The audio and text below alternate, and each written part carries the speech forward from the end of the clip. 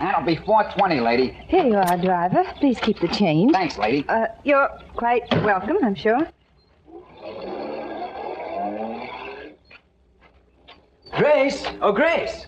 David! What in the world are you doing here at this hour? Rather early, isn't it? You see, I have an appointment to interview your husband for my magazine this morning. Where did you come from? Oh, I've been away for a few days. My train just got in a little while ago, and I took a cab from the station. Really, darling? The fare from the station is about $2. Didn't the driver say $4.20? Did he, David? He must have come the long way. Come on to the house. Oh, I'm supposed to meet your husband out by the pool. He's going to demonstrate some tricks on trout fishing, which our readers will positively drool over. Oh, that magazine of yours gives you a good living, David. I wouldn't belittle it if I were you. Come on, I'll walk to the pool with you. Well, if it gave me a good enough living, you'd be married to me. Instead of Morton? Instead of J. Morton Zachary. You think it's his money I married? It certainly wasn't because you were in love with those specimens of deep-sea fishing which are mounted in his den.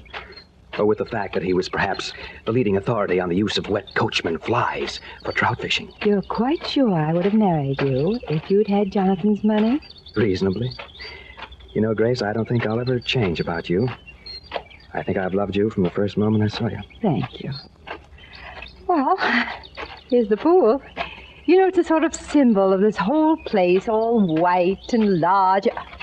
David! I see it, Grace. There's a body floating in the middle of the pool. Come on. It's Jonathan. Look what's lying on the edge of the pool. A fishing rod. A trout fishing rod. And the hook is attached to Jonathan. David, do something. I can't very well, Grace. There's nothing anybody can do for him now.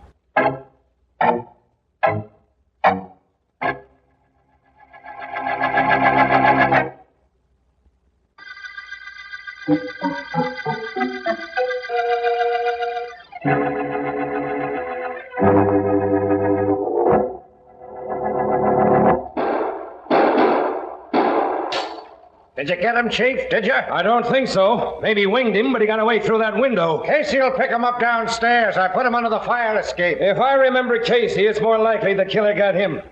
Well, Morrison, we almost had our hands on him. Almost caught the Phantom Killer. Now, let's go downstairs and either grab our killer or revive Casey. Pretty corny, isn't it, Vance? I don't know, Ellen. Plays like this are relaxing. That they are. They practically put me to sleep. Oh, Vance, look, that usher seems to be looking for somebody, and you left word at the box office where you'd be sitting. Boy. Are you looking for Philo, Vance? Yes, sir. There's an important phone call in the office. It's District Attorney Markham. Markham. Ellen, will you excuse me a moment, please? A moment? I might as well say goodnight right now. If it's Markham, it's a murder. And if it's a murder, I know I won't see you until morning.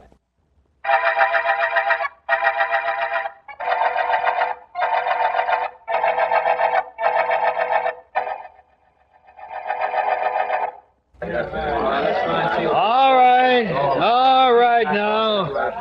I want you men to go over every inch of the grounds. Somebody got in here early this morning and murdered Mr. Zachary and left some kind of a clue before he scrammed. Okay, now go out and find something for me. Rather excellent performance, Sergeant Heath. Resourceful homicide detective orders his men to bring him a clue. What do you expect they'll find? Nothing, D.A. Absolutely nothing. But I can't have him hanging around here at the pool either, can I? Hello, Vance. Hello, Sergeant. District Attorney Markham and I just had a look at the late J. Morton Zachary. Pretty ugly knife he had in his chest. Any knife in any chest ain't pretty, Vance. Well, all I know so far is his wife and that magazine editor, David Douglas, found him. What about that fishing rod that was on the edge of the pool with the hook in Zachary's clothing? Yes, please, Heath, something about that. A prominent fisherman found dead in a pool with a rod and reel as accessories before the fact. Rod, reel, and hook, complete with Coachman fly as bait.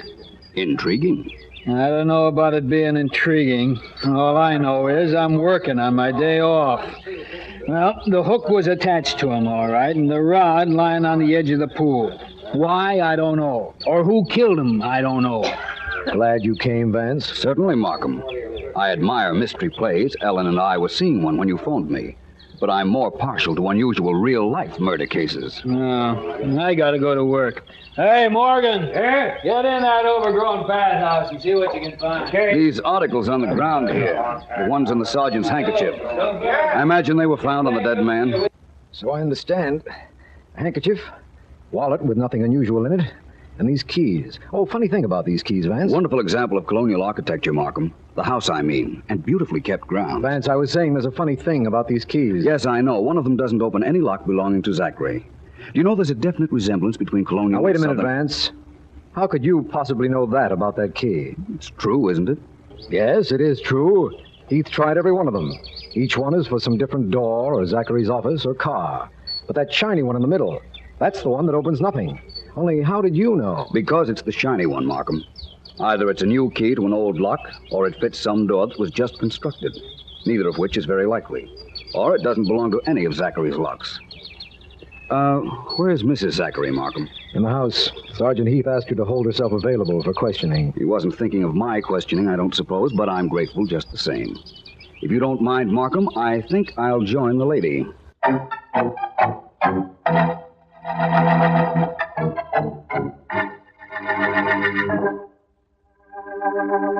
You were away for 3 days, Mrs. Zachary. Came home this morning. Took a cab from the station, found Mr. Douglas here on your arrival, and the two of you discovered your husband's body? Yes. Yes, Mr. Vance. How long had Mr. Douglas been here? I don't know. He said he'd just arrived. Then it's possible that he might have killed your husband. Oh, no. Not David. He couldn't do anything so brutal. Oh, it's David, is it? Know him pretty well, Mrs. Zachary? Yes. Yes, I know him quite well. I was engaged to him once. Well, that's quite interesting. What time did you arrive here this morning? About 9 o'clock. 9:15, maybe. What time did your train get in? At 8:50. Well, it's about a 20-minute cab run from the station. That would bring you here at about 9:15, as you said. Mrs. Zachary, you inherit all your husband's estate? Yes, I suppose so. It will be considerable, judging from this house. Was he retired? No. He was the head of a number of corporations, something to do with the manufacture of rayon. You can find out all about that at his office. I'm not particularly interested at the moment, Mrs. Zachary. Where can I find David Douglas?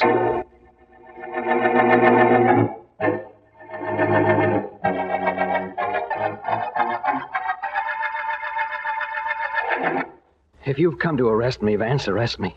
Only don't just sit there staring at me. I'm not a police officer, Mr. Douglas.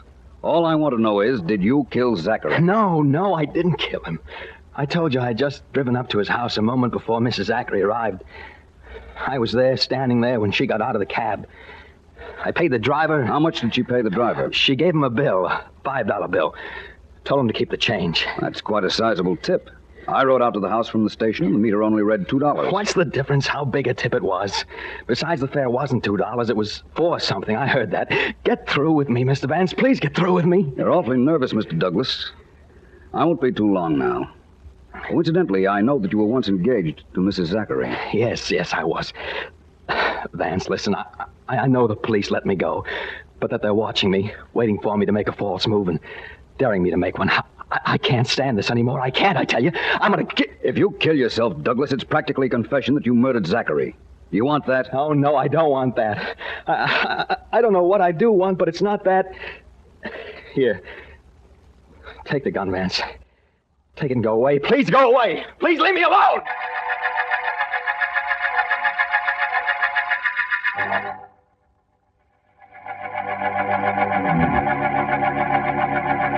Thank you very much, sir. Goodbye. Well, Ellen? Well, Vance, you were right in your hunch. The railroad information just told me that there is no 8:50 train that Mrs. Zachary could have taken. There was a 7:50, though. So she arrived at her house an hour before she said she did. And she gave the cab driver $5 for a $2 run.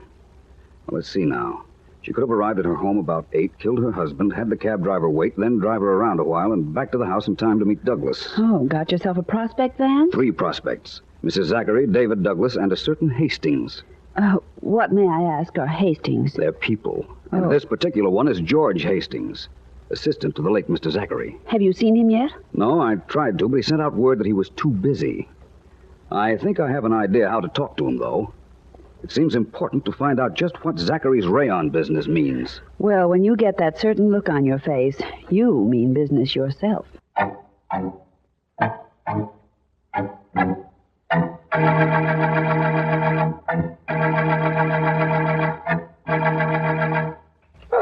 little bit higher, Frankie. Up around the shoulders. That's better. Nothing like a massage to keep you fit, is there? There certainly isn't. Oh, waiting for Frankie to get finished with me? Yes, but there's no hurry. Always said I wouldn't know what I'd do if I couldn't run over to the gym a couple of times a week to get a workout and a rub down. Oh, I haven't seen you in here before. It's my first visit. Well, you'll like it here. Okay, Frankie. You can hold it up. I'll just lie here and relax a minute. You can think better when your body's in top condition, I've always thought. Oh, you sure can. And I've got to be able to think. Think fast. I'm in Rayons. Hastings, the name. How do you do, sir? I'm Robert Williams. Rayons, did you say? Right. Read about that fellow named Zachary who was murdered? Mm-hmm. Well, I was his assistant. I'm taking over the firm now. Oh, is that so? Oh, yes. That murder ruined the biggest merger ever attempted. Secret merger. Zachary representing the East and a fellow named William Bartlett the West. Wow. What that would have done to the industry. We'd have monopolized it. Had to keep it secret. Didn't want anyone to know. It doesn't matter now anymore, I gather. Nope. The deal was dead when Mr. Zachary got killed. Really? Mr. Hastings, I'm not Robert Williams, as I said. My name is Philo Vance. Oh, I see. I tried to make an appointment with you, but you wouldn't see me. So I followed you here to the gymnasium. You did? What for? To find out what you might know about Mr. Zachary's death. It seems to me that you know a great deal about Mr. Zachary's business. Why shouldn't I know about it? Mr. Zachary never did anything without my help. No, Mr. Hastings? Not even die?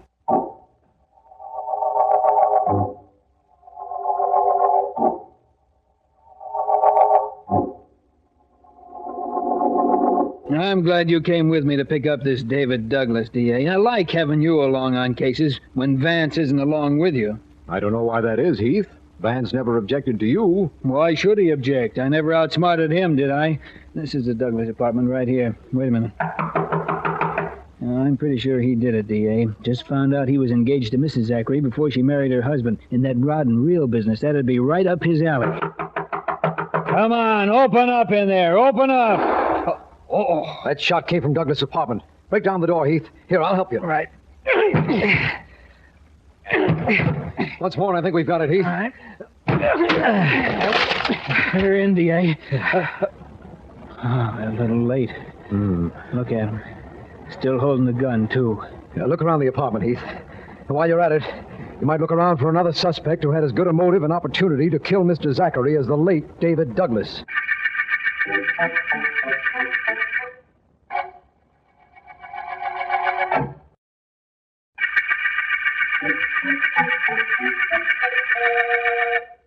This is District Attorney Markham. The Coachman murder case opened when millionaire sportsman J. Morton Zachary was found dead in his swimming pool, a fishing knife in his heart, and a rod and reel and hook complete with Coachman fly attached to him. Philo Vance has been to see both Zachary's widow and a Mr. Hastings, who has taken over the murdered man's business interests, and who told Vance of an impending merger between Zachary and one William Bartlett, whom Zachary had never met. One of our men, Sergeant Heath, has just reported that Mrs. Zachary, who has not been detained by the police, has just had a visitor. This information has led us to... Miss Zachary, I'm sure sorry I never got to know your husband. From what you say, he sure was a grand man. He was, Mr. Bartlett, the finest.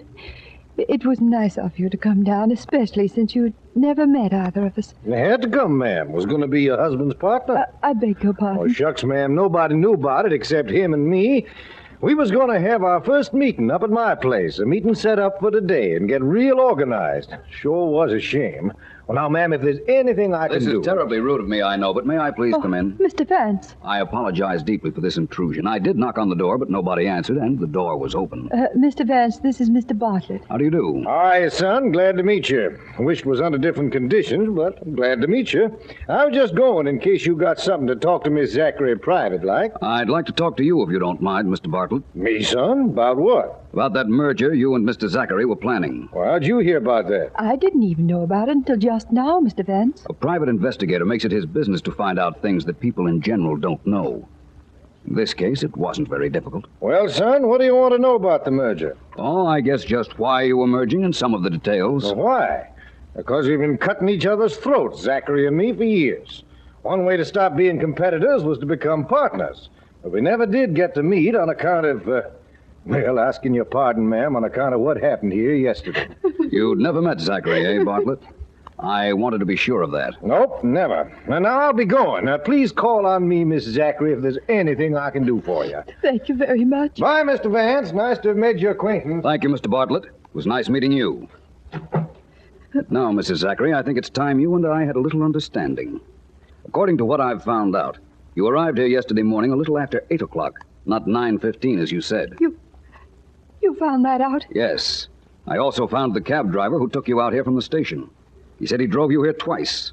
Once about 8, then he waited for you, drove you around a while, and then back, at which time you met Dave Douglas here. Well, I want to know why the double cab trip, and why you told me your train arrived at 8:50. very well. I told you that because I didn't want to be suspected. I did get here earlier. I went into the house. I looked out, and I saw Jonathan's body in the pool. And all I thought about was to get away so fast and as soon as possible. The cab was waiting, so I got in. I rode to town, and then I came back out here again. I believe that David Douglas thought you killed your husband, Mrs. Zachary, and committed suicide in the belief that he was taking suspicion from you. He must have loved you very much. He always said he did. But taking his own life was so unnecessary. I didn't kill Jonathan. I tell you I did. Perhaps you didn't. Perhaps the explanation of who did lies in that shiny key, the fishing rod, the reel, and the hook we found attached to your husband's clothes. We'll see, Mrs. Zachary. We'll see. And now, if you don't mind, I'd like to call Mr. Markham and have him invite some people to a meeting at your swimming pool.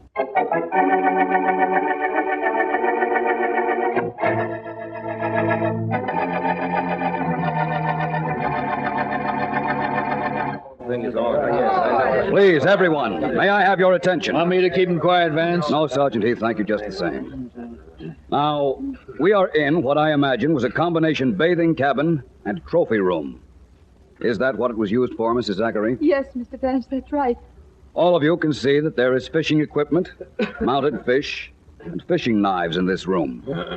And that one of the fishing knives is missing from the box on my right. That is the state's Exhibit A. It's the knife that killed Mr. Zachary. Vance, must you go into all the terrible details? I'm sorry, Mr. Hastings. Now, you'll notice that there's a door leading from this cabin to the pool. It's only a few short steps. Mr. Vance, I sort of wish you'd stop wasting time and get down to cases. I will, Mr. Bartlett, all in good time. Now, it is my theory that Mr. Zachary and his murderer met out here early on the morning of the murder. There was a quarrel, and in the heat of anger, the murderer seized a knife from this box and stabbed Mr. Zachary. Stop that, Mr. Vance, stop it. Vance, stop. Mrs. Zachary is fainting. Somebody run into the kitchen and get a glass of water for Miss Zachary. Thanks. The kitchen's right in there. Thanks very much, Mr. Bartlett, but it won't be necessary. Thank you just the same. I apologize again to you, Mrs. Zachary. I'm sorry, but I must continue. The murderer stabbed Zachary. He staggered back, as I'm doing now, and through this door. Well, please follow me, all of you. That's fine. Thank you. Zachary staggered through this door. Teetered a moment at the edge of the pool, like this, and then fell in. Vance! Look at him. He's floating face down out to the center of the pool. Vance! I'm all right, Ellen. Don't worry. Oh, dear. Give me a hand, will you, Markham? Right here, old boy. Thanks. What in the world did you do that for, Vance? Because I already know who killed Jonathan Zachary. And now I know the reason for that fishing rod and reel. You can go now, everybody. Thank you for coming here. And the murderer, well, I want to thank him for giving himself away.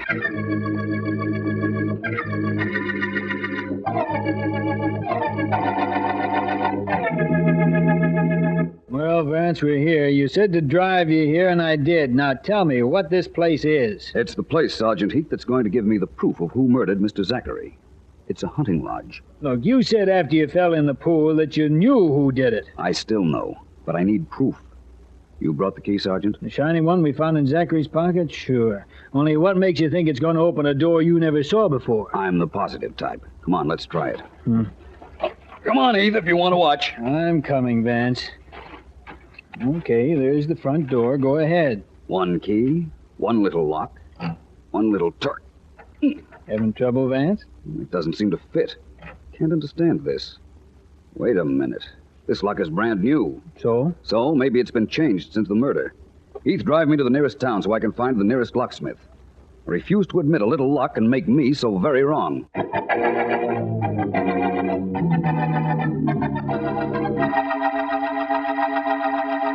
Yes, sirree. Did put a new lock on that front door. Did it yesterday. Why'd you want to know? Why? Well, I can't tell you, but I can tell you this, that I am completely indebted to you.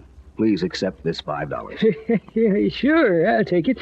Tell you what, I'll give you the lock I took off that door. Got it right here someplace. Well, that'll be very nice. Thank you very much. I assure you, I'll never forget you for this. And I'm equally certain a certain Mr. William Bartlett will never forgive you for it.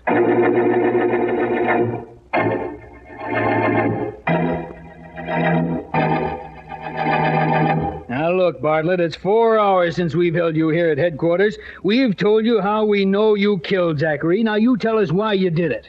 I don't see why the why is bothering you so much, Sergeant Heath. Bothering me? Of course it's bothering me. We know you got down to Zachary's early on the morning you murdered him. You do, eh? Sure. And after you stabbed him and the body fell into the pool, you remembered that the key to your hunting lodge was in Zachary's clothes. So you grabbed the rod and reel. It was only a trout fishing rod, but you figured it'd be strong enough, and you threw the line out toward the body. Did I? Yeah, you did. The hook caught on Zachary's clothes. You started to reel in the line when you heard Mrs. Zachary arrive, so you dropped everything and ran. Why would I go through all that procedure, Sergeant Heath, just to get back a key? Why shouldn't Mr. Zachary have a key to my hunting lodge? Because, according to your own story, you were never supposed to even have known him. That's why. And that key tied you up to the corpse, but good. That little description I gave you just now, that's the way it happened, wasn't it? Who saw me? I can't tell you that. Why did you kill him, Bartlett? He tried to trick me with a framed contract. I wasn't to be a partner, just an employee. We fought about it, and that's how it happened. He had the key to my hunting lodge because we had to have a secret place to meet before anybody in the industry thought we even knew each other. I had to get the key back, just like you said. Heath, tell me, who was it saw me? Mrs. Zachary? Tell you the truth, Bartlett, nobody saw you. Nobody? But they must have. You knew the whole story. If nobody saw me, how'd you know? I didn't know. Philo Vance knew. But how he knew? Well, you can search me.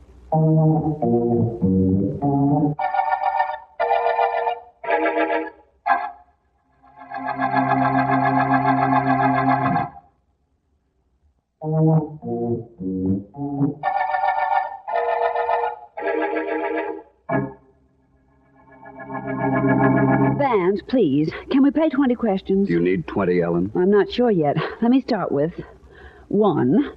How did you know it was Bartlett? Well, Bartlett said he'd never met Zachary. Yet he knew where the kitchen of the Zachary house was.